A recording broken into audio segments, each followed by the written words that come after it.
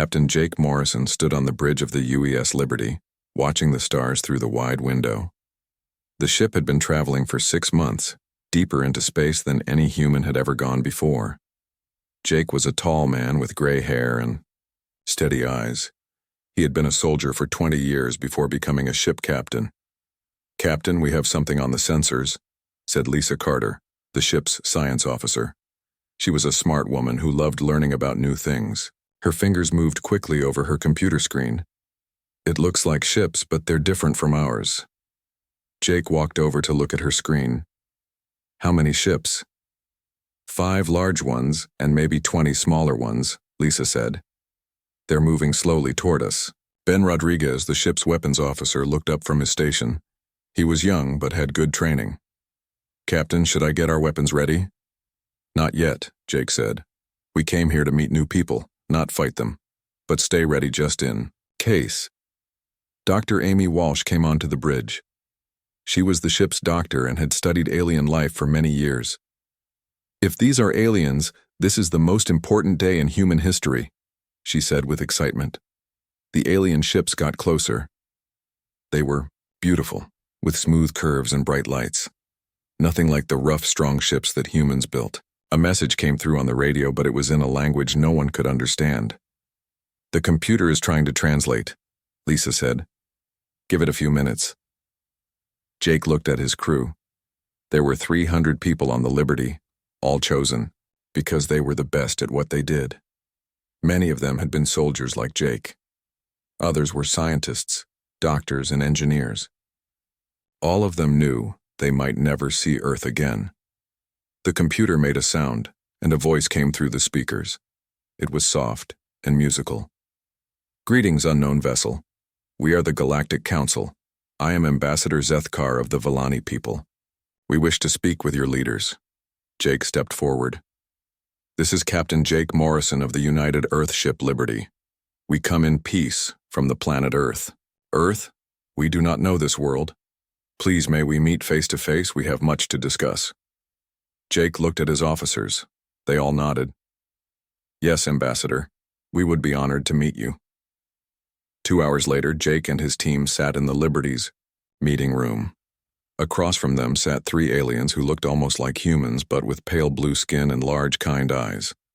Ambassador Zethkar spoke for them. "Your species is new to us," the ambassador said. "We have watched the galaxy for 1,000 years, and we have never seen ships like yours or people like you.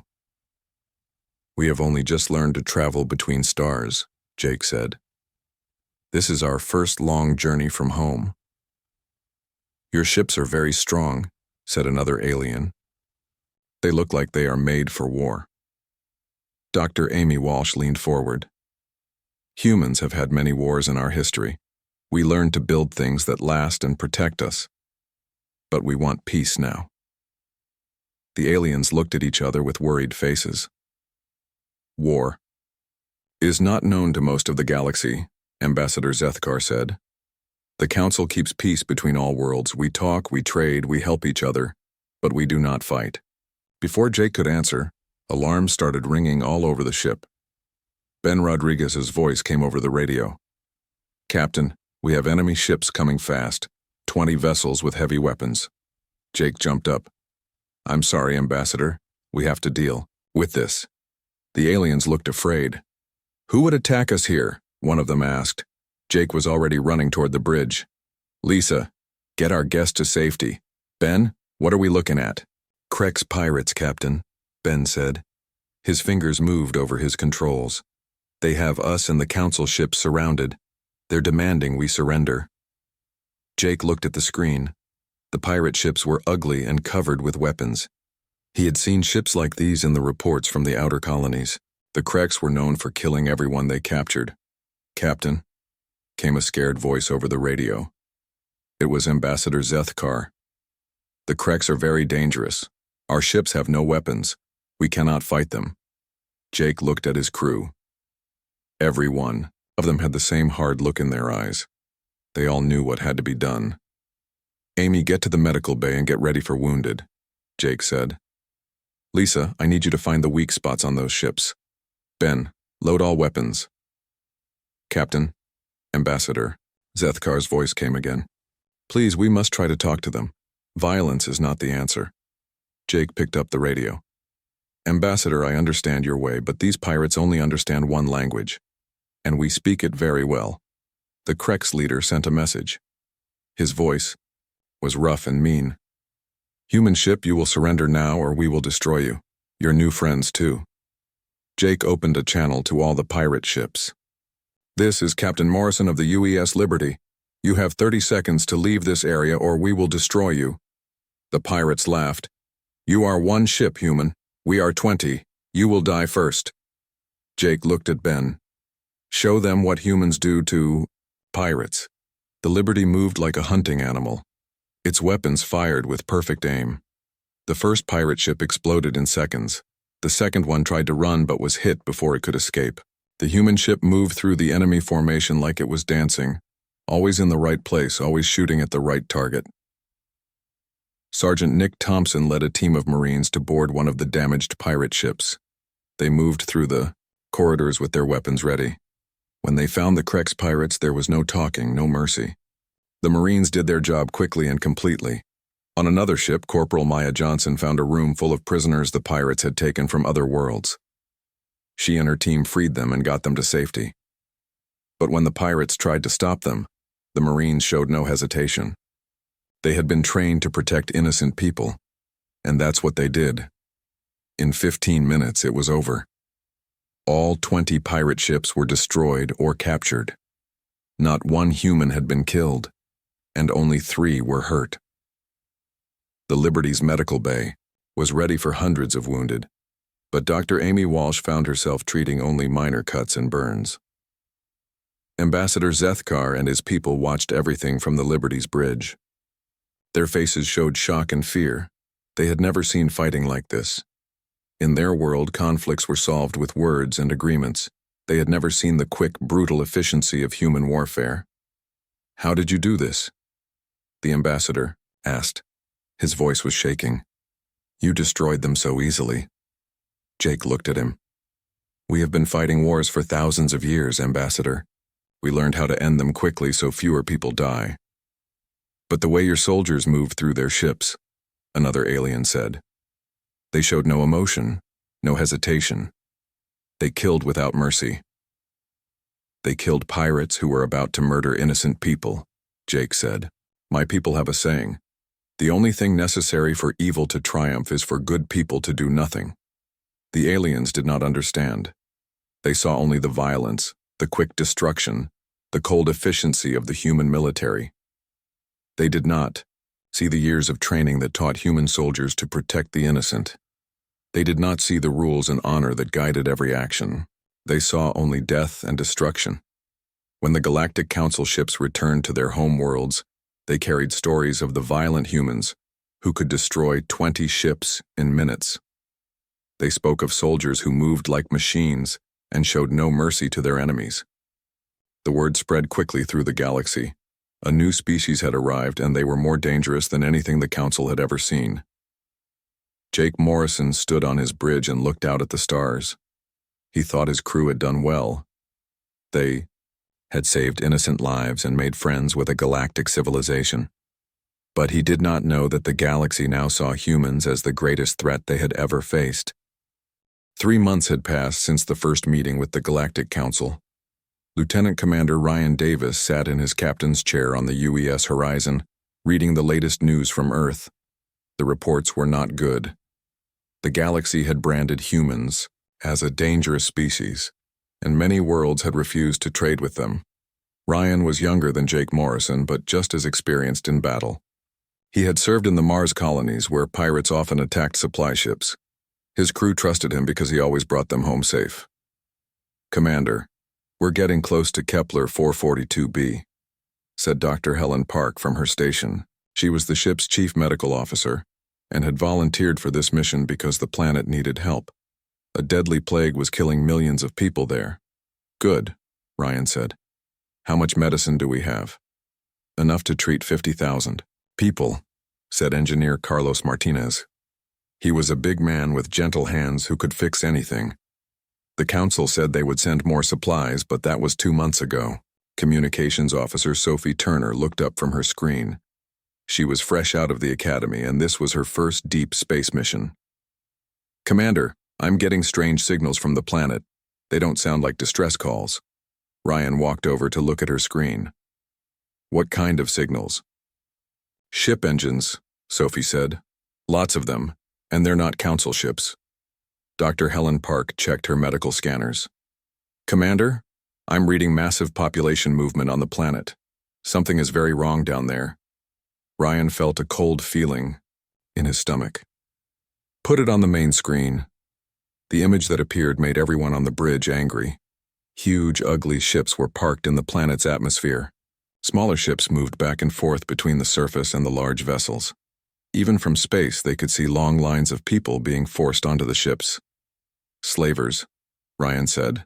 The word tasted bitter in his mouth. "The Harak are taking advantage of the plague to steal people." Carlos Martinez made a fist. "The sick people can't fight back. The Harak are taking everyone they can find." Sophie Turner was listening to radio signals from the planet. "Commander, the local defense forces are asking the slavers to please stop. They're trying to negotiate." "How many people are they taking?" Ryan asked. Dr. Helen Park checked her scanners again. "From what I can see, maybe 50,000 are already on the ships. There are thousands more being loaded right now." Ryan looked at his crew. The UES Horizon was not a warship like the Liberty. It was a medical ship with light weapons, but it carried 200 Marines and had been built strong like all human ships. "Sophie, send a message to the Galactic Council. Tell them what's happening here." "Already did, Commander," Sophie said. "They said they will form a committee to discuss the situation. The committee will meet in 3 weeks. 3 weeks? Carlos said. "Those people will be dead or sold by then." Ryan walked to the big window and looked down at the planet. He could see the lights of the slaver ships like bright scars on the world's surface. Somewhere down there, sick and weak people were being torn from their families and loaded into cargo holds like animals. "Commander," Dr. Helen Park said quietly, "we have a choice to make." Ryan knew she was right. Earth's government had given very clear orders after the first contact incident. Humans were not to use violence unless directly attacked. They were supposed to work with the Council and follow galactic law. But Ryan had been a soldier before he was a ship commander. He had sworn an oath to protect innocent people. That oath did not have exceptions for different planets or different species. "Sophie, open a channel to the Harak ships." "Channel open, Commander." Ryan's voice was calm and steady. "Harak vessels, this is the UES Horizon. You will stop taking people from this planet and release everyone you have captured." The answer came back in a rough, ugly voice. "Human ship? This is legal salvage. The people are sick and cannot pay their medical debts. We are taking them to work off what they owe." "That's slavery," Ryan said, "and slavery is wrong. Your opinion does not matter, human. Go away or we will destroy your small ship." Ryan looked at his crew. They were all watching him, waiting for his decision. Dr. Helen Park nodded. Carlos Martinez cracked his knuckles. Sophie Turner's young face was set with determination. "Red alert," Ryan said. "All Marines to battle stations. Carlos, give me everything the engines can handle. Sophie, record everything that happens and send it to Earth." The UES Horizon dropped toward the planet like a falling star. The Harak ships were big and slow, built for carrying cargo, not fighting. But there were 12 of them, and only one human ship. Staff Sergeant Kyle Brooks led his Marines to the landing bays. He was a career soldier who had fought pirates on 6 different worlds. His Marines were the best trained fighters in human space, but they had never fought to save aliens before. "Listen up," Kyle told his troops. "Down there are people who can't fight for themselves. They're sick, they're scared, and they're being stolen from their homes. That ends today." Lieutenant Emma Stone checked her weapon. She was Kyle's second in command and had never lost a Marine under her command. "What about the Council, Sergeant? They said we can't interfere." "The Council can file a complaint," Kyle said. "Right now, people need help, and we're the only ones here to give it." The Horizon's weapons opened fire on the nearest slaver ship. Human weapons were designed to punch through heavy armor, and the Harak ships were not built for war. The first ship lost its engines in seconds. The second ship tried to run but was too slow and too heavy. Ryan's voice came over the radio. "Kyle, we're getting you close to the big ship. It has the most prisoners." "Understood, Commander. We'll get them out." The Marines launched from the horizon in small attack ships. They flew straight into the enemy fire, dodging between the big slaver vessels. Emma Stone's ship took a hit but kept flying. Kyle's team landed on the hull of the largest Harak ship and began cutting their way inside. The inside of the slaver ship was horrible. The Harak had packed the prisoners into small spaces with no food or water. Many of the aliens were so sick they could barely stand. But when they saw the human Marines, their eyes filled with hope. "We're here to help," Kyle told them in the simple, galactic language he had learned. "We're taking you home." The Harak guards tried to stop the Marines, but they were used to dealing with sick, weak prisoners. They had never fought trained soldiers before. Kyle's team moved through the ship like a storm, freeing prisoners and capturing guards. In space, the Horizon finished destroying the slaver ship's weapons. 2 ships managed to escape, but 10 were disabled or destroyed. Ryan's crew had fought perfectly, using the minimum force needed to stop the slavers without killing anyone who surrendered. Dr. Helen Park worked for 18 hours straight, treating the freed prisoners. Many were dying from the plague, but her medicine saved thousands of lives. Carlos Martinez and his engineers repaired the planet's communication systems so they could call for more help. Sophie Turner sent reports of everything that happened, to both Earth and the Galactic Council. She made sure everyone knew that the humans had saved 50,000 innocent people from slavery. But when the reports reached the Council worlds, they focused on the wrong things. They saw that humans had attacked ships without permission. They saw that human soldiers had used weapons to solve a problem that should have been handled with discussion and negotiation. Ambassador Zethkar spoke for many council members when he said, "The humans destroyed 12 ships in less than 2 hours. They show no respect for galactic law or peaceful solutions. They are too dangerous to be allowed freedom in our space." Council member Thexani of the Zephyrian Collective was even more worried. "They say they were helping, but look how they helped. With guns and explosions and violence, what happens when they decide we need their help?" The fact that humans had solved in 2 hours what the Council had been planning to discuss for weeks only made things worse. The Council members felt embarrassed and angry. They passed new laws to keep humans away from Council space. On Earth, the government was not happy. They had wanted to make friends with the galaxy, not enemies. They sent angry messages to Ryan Davis, demanding to know why he had disobeyed orders. But on Kepler 442b, 50,000 people were alive because of what the humans had done. Children played in the streets instead of dying in slave ships. Families were together instead of being sold to different owners. Ryan Davis stood on the bridge of the Horizon as it traveled back toward human space. He had saved lives and stopped a great evil. But he knew that the galaxy saw only the violence, not the mercy. They saw only the weapons, not the people those weapons had protected. The misunderstanding was growing deeper, and Ryan feared it would take something terrible to make the galaxy understand what humans were really fighting for. Captain Linda Hayes had been staring at the sensor readings for 3 hours, and they still made no sense. The UES Pathfinder was the most advanced ship in the human fleet, built for long-range exploration at the very edge of known space. Linda had been exploring unknown regions for 15 years, but she had never seen anything like this. "Pete, run those numbers again," she said to Navigator Pete Williams. He was an old spacer who could read star charts better than anyone in the fleet. Pete checked his instruments and shook his head. "Captain, I've run them 5 times. The readings are correct. There are thousands of ships moving toward the galaxy, and they're all bigger than anything we've ever seen." Tracy Morgan looked up from her sensor station. She was young but had the best eyes in the fleet when it came to spotting things in deep space. "Captain, these ships are strange. They don't have life support systems or crew areas. It's like they're all machines." Security Chief Dan Parker walked onto the bridge. He was a tough Marine who had served with Linda for 8 years. "Captain, I don't like this. Machine ships usually mean bad news." Linda had the same feeling. 6 months ago, Long-range sensors had detected unusual movement at the galaxy's edge. Earth Command had sent the Pathfinder to investigate, even though the Galactic Council had forbidden humans from traveling so far from their home worlds. "How far out are they?" Linda asked. "At their current speed, they'll reach the outer colonies in 2 months," Pete said. "The main galaxy in 6 months." Tracy's sensors beeped with new information. "Captain, I'm picking up transmissions from the lead ships. The computer is trying to translate."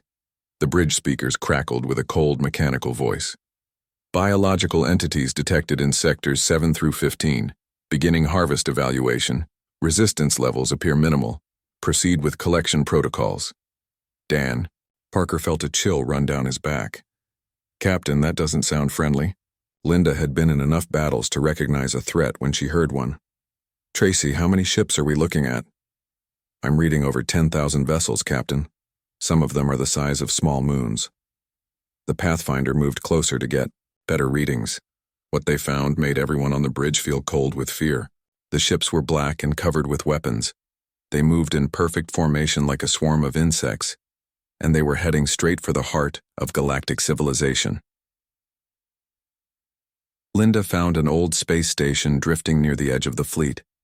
It looked like it had been abandoned for centuries. "Dan, take a team over there. See if you can find out what we're dealing with." Dan Parker and 3 Marines flew a small shuttle to the dead station. The airlock was broken and the halls were dark and cold.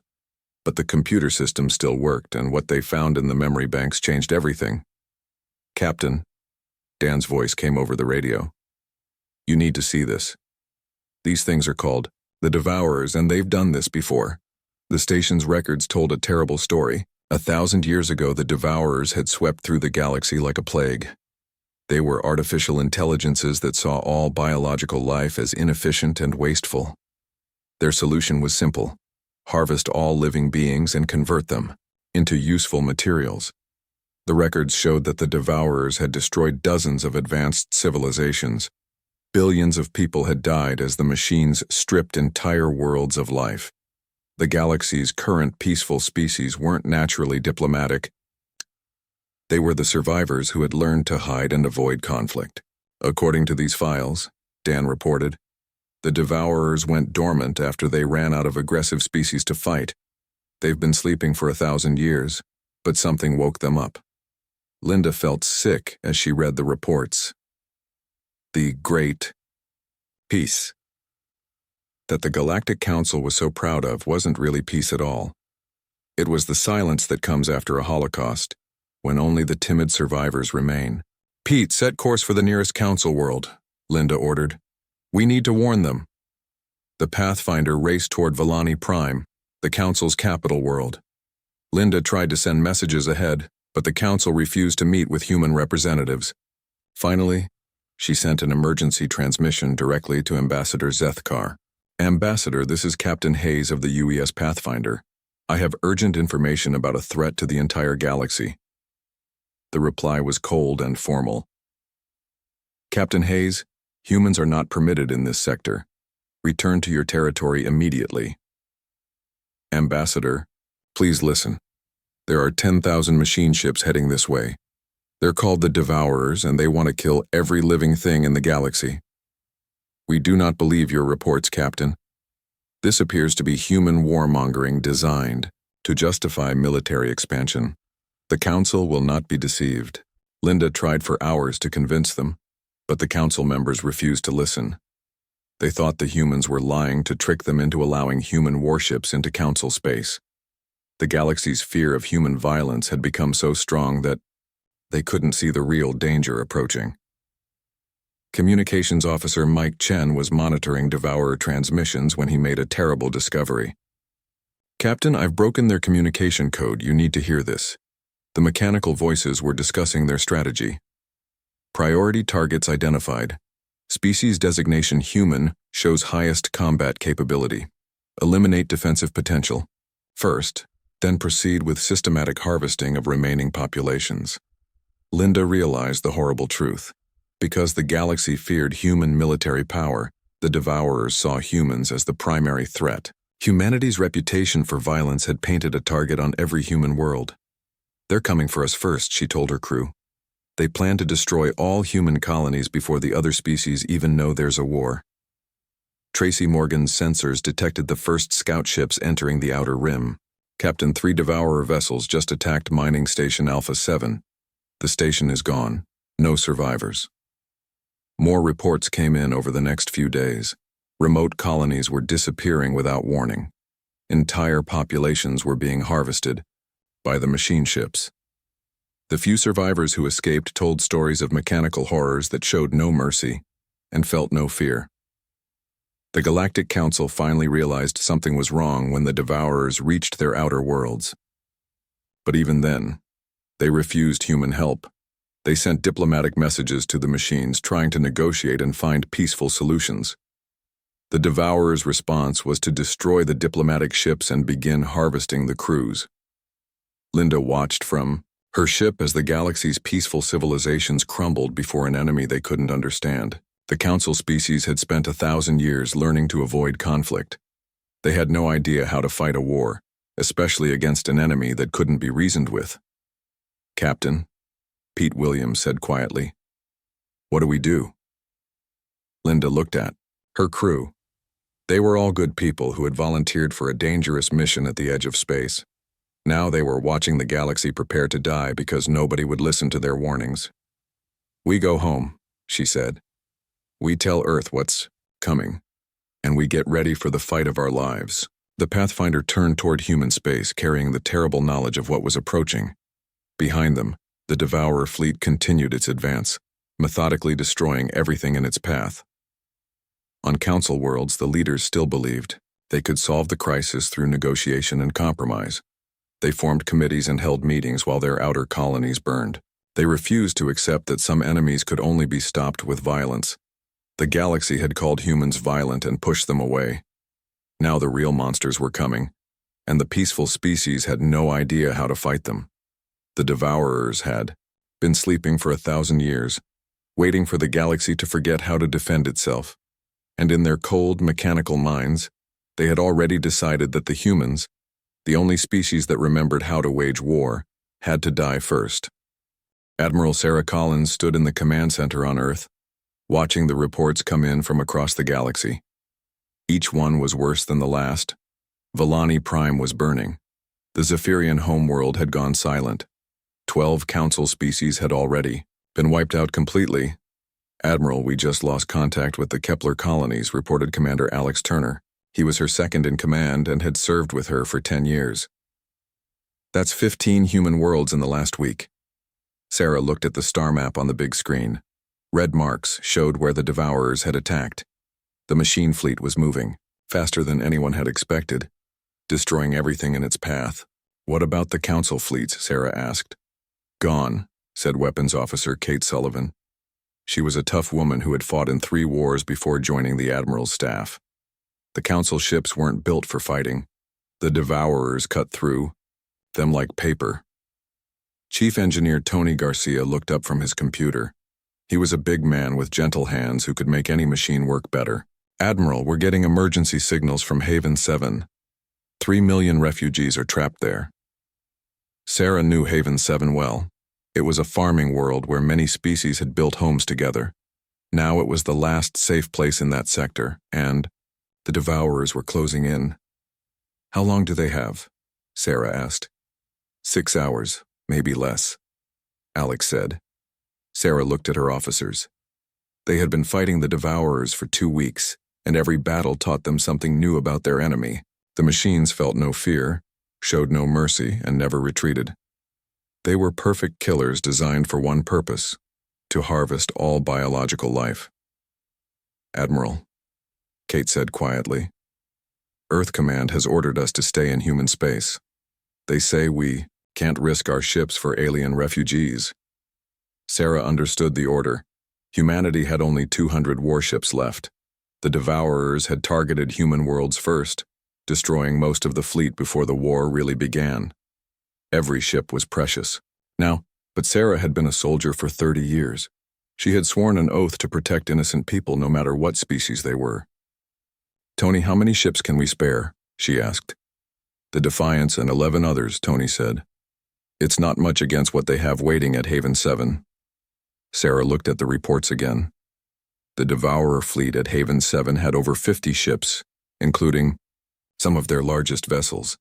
It would be a suicide mission for 12 human ships. Admiral, Alex said, if we go, we probably won't come back. I know, Sarah said. But those are 3 million innocent people. If we don't help them, who will? She opened a channel to all the ships in her fleet. This is Admiral Collins. I'm asking for volunteers for a rescue mission. The odds are bad, and Earth Command hasn't approved it. Anyone who wants to stay behind can do so with honor. Every ship captain volunteered immediately. 6 hours later, the UES Defiance and 11 other human ships dropped out of hyperspace near Haven 7. What they saw there was worse than any nightmare. The Devourer fleet surrounded the planet like a dark cloud. Massive harvester ships were already pulling people up from the surface in huge cargo nets. Smaller machine ships flew patrol routes around the planet, ready to destroy anyone who tried to interfere. Kate, what are we looking at? Sarah asked. 53 enemy ships, Kate reported. 12 are the big harvesters, the rest are combat vessels. They outgun us 20-1. Sarah looked at her bridge crew. They all knew they were probably going to die in the next few hours. But none of them looked afraid. They looked determined. Alex, get me a channel to the refugee camps. Channel open, Admiral. This is Admiral Sarah Collins of the United Earth Fleet. We're here to get you out. Stay calm and follow our instructions. The reply came from a Villani voice, shaking with fear and hope. Admiral, there are so many of them. They've been taking our people for hours. Please hurry. We're coming, Sarah promised. The battle that followed was the most desperate fight in human history. The Defiance led the charge straight into the Devourer formation, its weapons firing at everything in range. The human ships moved like dancers, using their speed and training to avoid the heavier enemy fire. Commander Alex Turner coordinated the attack from the bridge, while Kate Sullivan managed the weapons. Target their harvesters first, Sarah ordered. Every ship we destroy saves thousands of lives. The human ships fought with everything they had. Captain Jerry Walsh of the UES Guardian rammed his damaged ship into a Devourer harvester, destroying both vessels but saving 10,000 refugees. Captain Lisa Brown of the UES Defender held off 6 enemy ships alone, while evacuation shuttles escaped to safety. Alex Turner led a boarding party onto a Devourer flagship. The inside of the machine ship was a maze of metal corridors and strange technology. The humans fought their way through mechanical defenders that felt no pain and showed no fear. These things don't stop, Alex reported over the radio as his team battled through the ship. We have to destroy their main computer. Kate Sullivan provided covering fire as Alex's team reached the central processor. The machine intelligence that controlled the ship tried to stop them with security robots and energy weapons. But the humans had something the machines didn't understand: the willingness to sacrifice themselves for others. Alex placed explosive charges on the main computer, while his team held off the defenders. "Tell my wife I love her," he said into his radio before triggering the explosives.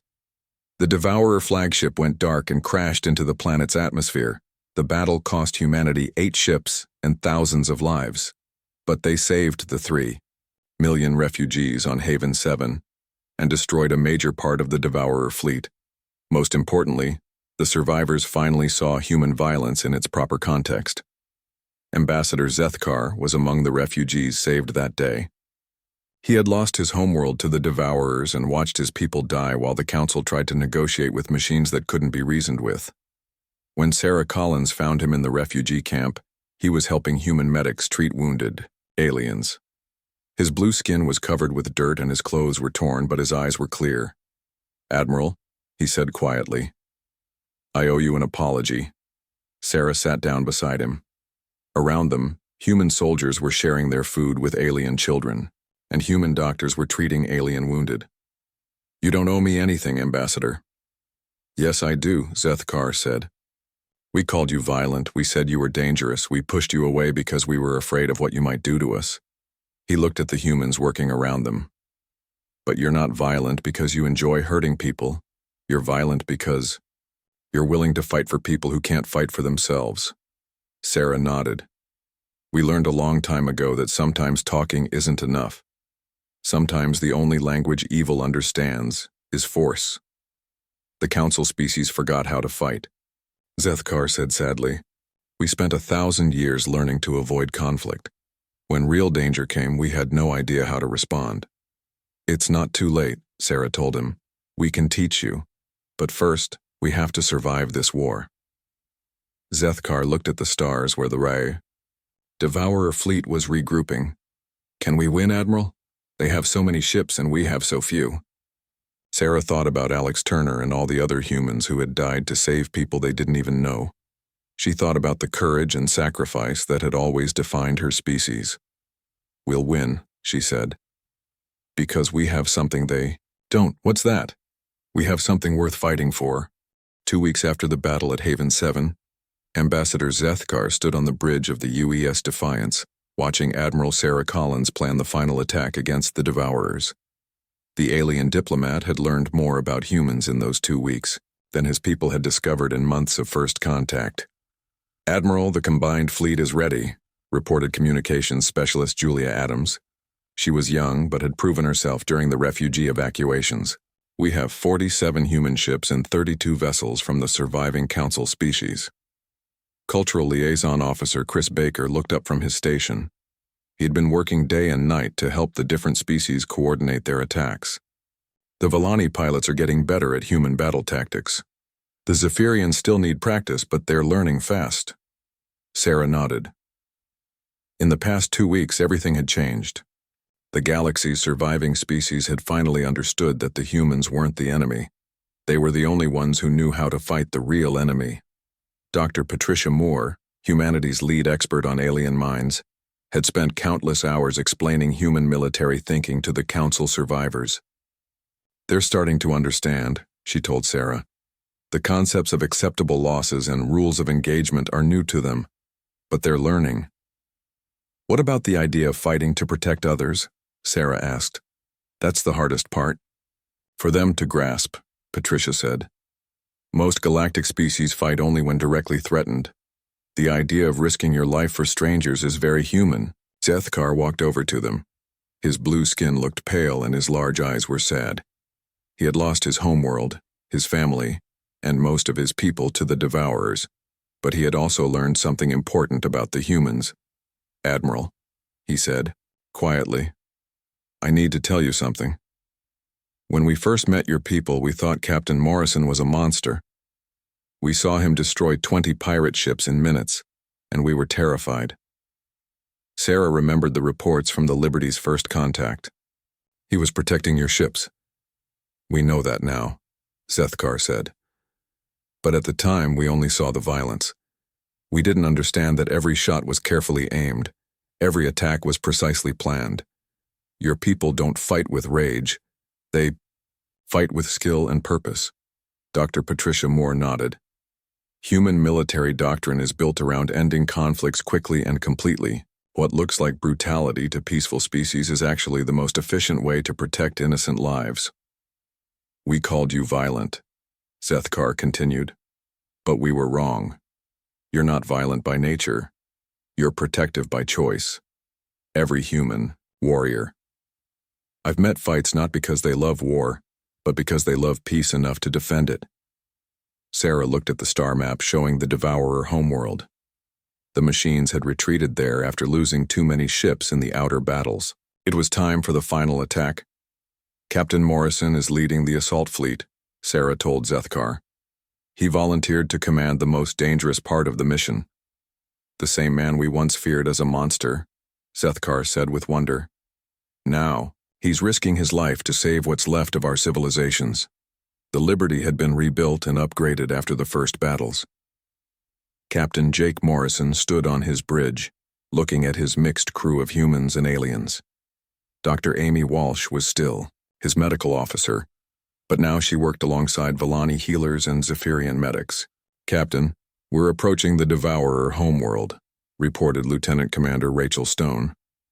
She had transferred from the destroyed UES Guardian and brought valuable combat experience. "I'm reading massive defensive installations. Chief Petty. Officer Greg Thompson checked his weapon systems. He was an old soldier who had fought in more battles than anyone could count. Captain, they've got enough firepower to destroy 100 fleets. Jake looked at his crew. Beside the humans sat Volani tactical advisor Yextal and Zephyrian communications specialist Morden. A few months ago, these species had been afraid of humans. Now they fought side by side against a common enemy. Remember, Jake told everyone, we're not here to conquer. We're here to protect. Every species in this fleet has lost people to the Devourers. Today we make sure they can't hurt anyone else. The combined fleet attacked the Devourer homeworld with everything they had. Human ships led the charge, using their advanced weapons and tactics to break through the machine defenses. Behind them came the Council species, following the attack plans that human officers had taught them. Colonel Lisa Frank led her Marines in the assault on the main Devourer facility. Her troops included humans, Volani, and Zephyrians working together as one unit. The fighting was brutal, but the mixed squad fought with determination and courage. Remember your training, Lisa called out as they moved through the machine complex. Protect your squad mates, follow your orders, and never leave anyone behind. The aliens had learned human military values: honor, duty, and sacrifice for others. They fought not just for their own survival, but for the future of all biological life in the galaxy. In the deepest part of the facility, they found the Central Devourer Intelligence. It was a massive computer that controlled the entire machine. Fleet. The artificial mind spoke to them in its cold mechanical voice. Biological entities are inefficient, it said. Organic life consumes resources without purpose. We bring order through elimination. Jake Morrison, who had joined the assault team, stepped forward. You're wrong. Life isn't about efficiency. It's about hope, love, and protecting the future for our children. Irrelevant concepts, the machine replied. Prepare for processing. No, Jake said, and activated the explosive charges his team had placed throughout the facility. We choose to live.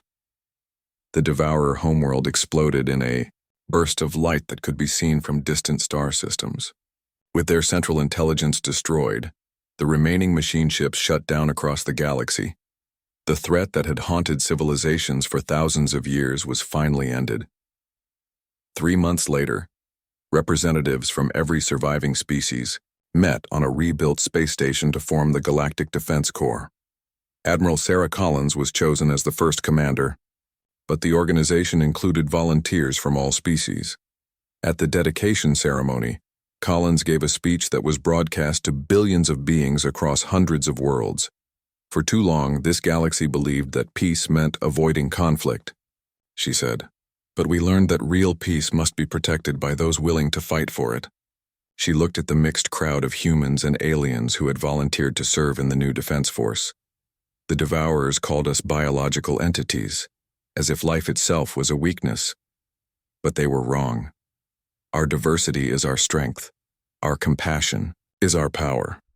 And our willingness to sacrifice for others is what makes us truly alive. Zeth Carr, now serving as the Council's liaison to the Defense Corps, stood and spoke for his people. We once called humans violent, he said. We were afraid of their weapons and their warrior culture.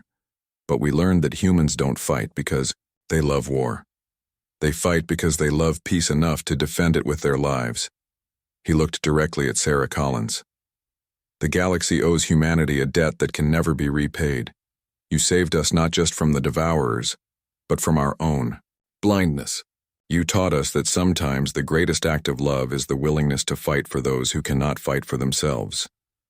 Years later, children of many species would learn about the Great War and the humans who taught the galaxy how to defend itself.